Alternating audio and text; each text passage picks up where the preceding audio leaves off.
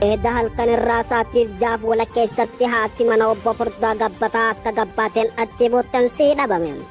Dhiyeenya kana bakka garaa garaatti haatiin mana namaa halkan keessa yooniif gabbaate achiin cilee bishaan buute ta'uunis itti fufeeti jira.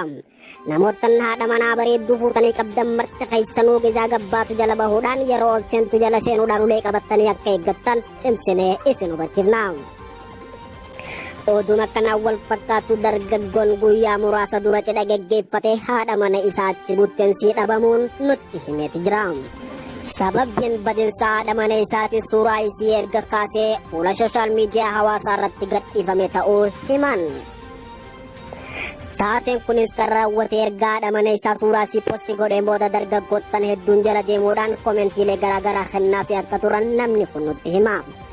Erga koomenti kennanii fi booda koomentiileen kunis kan akkana jedhu ture je'eeti hima.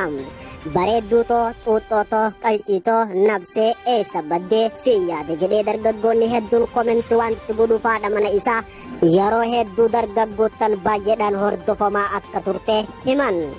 Kanaafuu namoottan FB gubbatti suuraa haadha manaa namaa jala deemtanii qalciitoo, xuuxxoo, lubbuu marree jettan marti keessanuu cittoon isin haa xuuxxoo osoo hin jenne